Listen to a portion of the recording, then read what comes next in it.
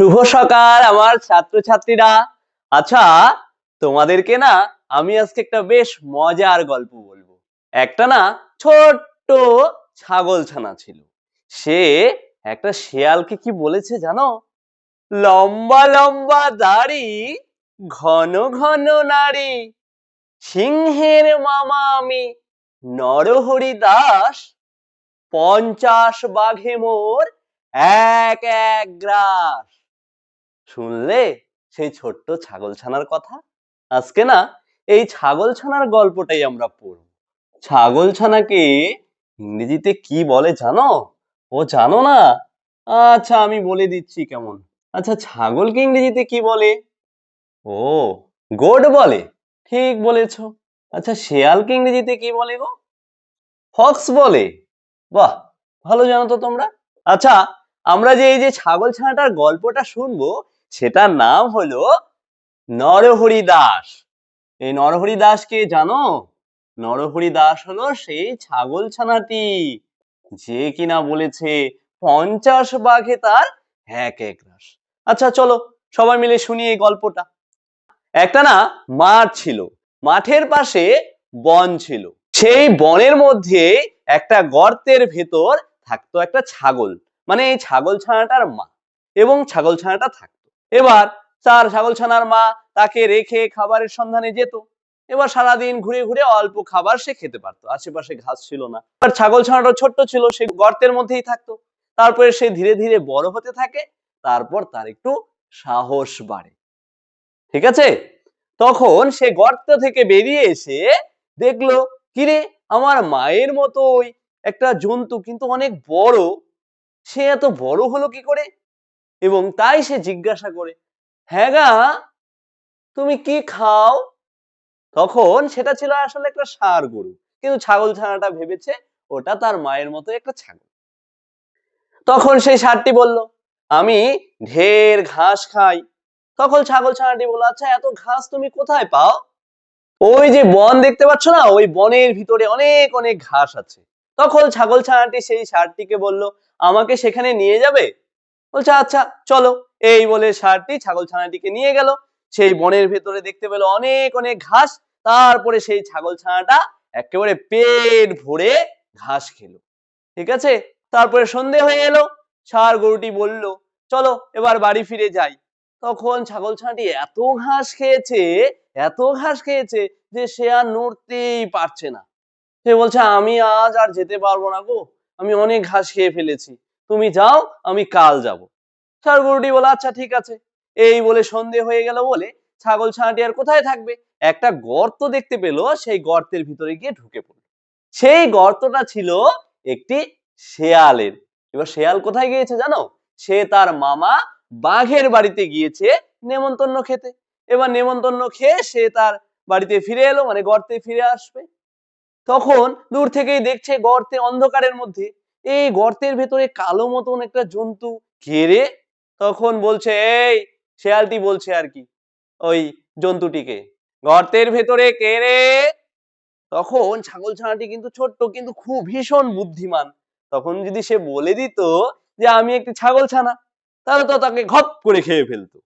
এবার সে বলেছে বুদ্ধি করে, লম্বা লম্বা দাড়ি, ঘন ঘন নাড়ি, সিংহের মামা আমি, নরহরি দাস, 50 বাঘে মোর এক এক ঘাস। এই বলে শেয়াল ছানা তো ভয়ে একটা ছুট দিল। তখন শেয়ালটি তার মামাকে গিয়ে বলে, মামা মামা, সর্বনাশ হয়ে গিয়েছে গো, আমার গর্তের ভেতরে নরহরি দাস বলে একটা জন্তু বসে আছে, সে বলে কিনা 50 বাঘে তার এক এক গ্রাস। বাঘটি তো ভয়ানক রেগে গেল, কার এত বড় আস্পর্ধা, চলো তো ভাগ্নে।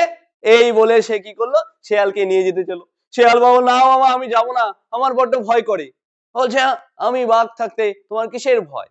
বলছে, আমি যেতে পারি, তবে আমাকে তোমার লেজের সঙ্গে বেঁধে নিয়ে যেতে হবে, তবে আমি যাব। তবে বাঘ মামা বলল, ঠিক আছে চলো। এই বলে বাঘ কি করলো, শেয়ালকে তার লেজের সঙ্গে বেঁধে নিয়ে চললো সেই গর্তে, শেয়ালের গর্তে। তারপরে তারা চলে এলো। এবার দূর থেকে সেই ছাগলছানাটি লক্ষ্য করছিল বাঘটি তার ভাগ্নে শেয়ালকে লেজের মধ্যে বেঁধে নিয়ে আসে। তখন সামনে আসতেই সে বলল, দূর হতভাগা, তোকে দিলুম 10 বাঘের করি, 1 ভাগ নিয়ে এলি লেজে দিয়ে ধরি। শুনেই তো বাঘ ভয় পেয়ে গেল, বাবারে, এই নরহরি তো বিশাল জন্তু, এর সঙ্গে তো আমি পারবো না। এই বলে ভয়ে বাঘ দিল ছুট। আর বাঘের লেজের সঙ্গে শেয়াল বাঁধা ছিল। এবার শেয়াল একেবারে হুমড়ি খেয়ে খেয়ে খেয়ে খেয়ে খেয়ে ঠক্কর খেতে খেতে খেতে খেতে বলছে, মামা মামা। এই বলে বাঘ কি করলো, একেবারে 50 হাত লম্বা লাফ দিয়ে দিয়ে চলতে লাগলো। আর শেয়াল আলের মধ্যে ক্ষেতের মধ্যে ঠক্কর খেতে খেতে সে বলছিল, মামা মামা আল। আর বাঘ শুনছে নরহরি দাস এলো, এই বলে বাঘ আরো জোরে ছুটতে শুরু করলো। তারপরে গিয়ে থামলো।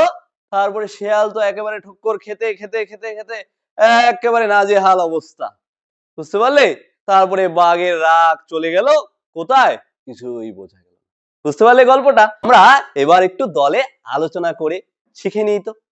গল্পে যে ছাগল ছানাটা ছিল, সেই ছাগল ছানাটার নাম কি? নরহরি দাস। তাহলে তোমাদের দলের নাম হলো নরহরি। কার গর্তে ঢুকেছিল নরহরি? শেয়ালের গর্তে। হ্যাঁ রাহুল, ঠিক বলেছো। তাহলে তোমাদের দলের নাম হবে শেয়াল। আর শেয়ালের মামা কে? বাঘ। আর তোমরা হলে বাঘের দল। আচ্ছা, তখন যে বললে ছাগল ছানাকে কি বলে? গোট বলে।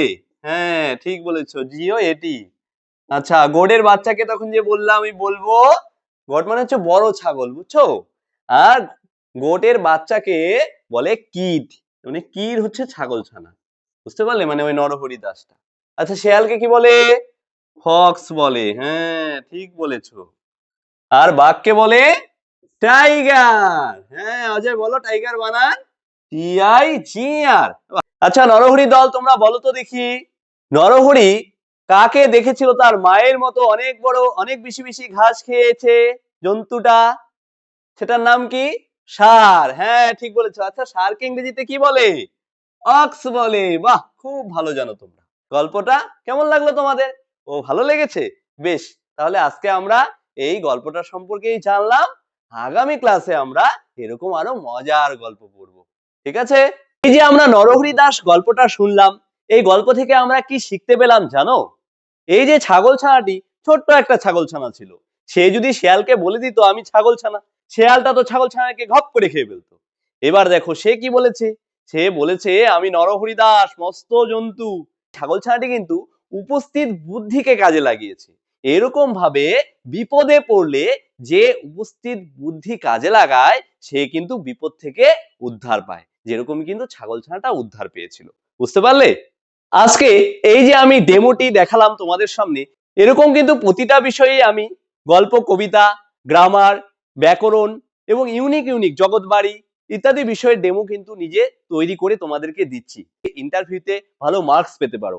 আমি কিন্তু নিজে পেয়েছি ইন্টারভিউতে। এবার তোমাদের কিন্তু হাতে সময় নেই। অলরেডি বেঙ্গলি মিডিয়ামের নোটিফিকেশন কিন্তু চলে আসছে, একের পর এক জেলাকে কিন্তু এবার ইন্টারভিউতে ডেকে নেবে একেবারে শেষ মুহূর্তে ভালো ডেমো দিতে। এবং তার পাশাপাশি আমরা কিন্তু প্রতিদিনই মক ইন্টারভিউ এবং মক ডেমো নিচ্ছি, যাতে করে তোমরা তোমাদের মক দিয়ে নিজেদের ভুলগুলোকে শুধরে নিতে পারো একেবারে শেষ মুহূর্তে, এবং ইন্টারভিউতে যাওয়ার আগে একটা প্রস্তুতি নিয়ে যেতে পারো। এরকম ব্যবস্থা কিন্তু আমরা আমাদের কাছে রেখেছি। তো তোমরা ডেমো শিখতে হলে এবং মক ইন্টারভিউ ও মক ডেমো দিতে গেলে এখনই স্ক্রিনে দেওয়া নম্বরে হোয়াটসঅ্যাপ করে ব্যাচে জয়েন হয়ে নেবে। তার সঙ্গে কিন্তু বিভিন্ন কনসেপ্টের কিন্তু ক্লাস কিন্তু তোমরা সঙ্গে পেয়ে যাবে।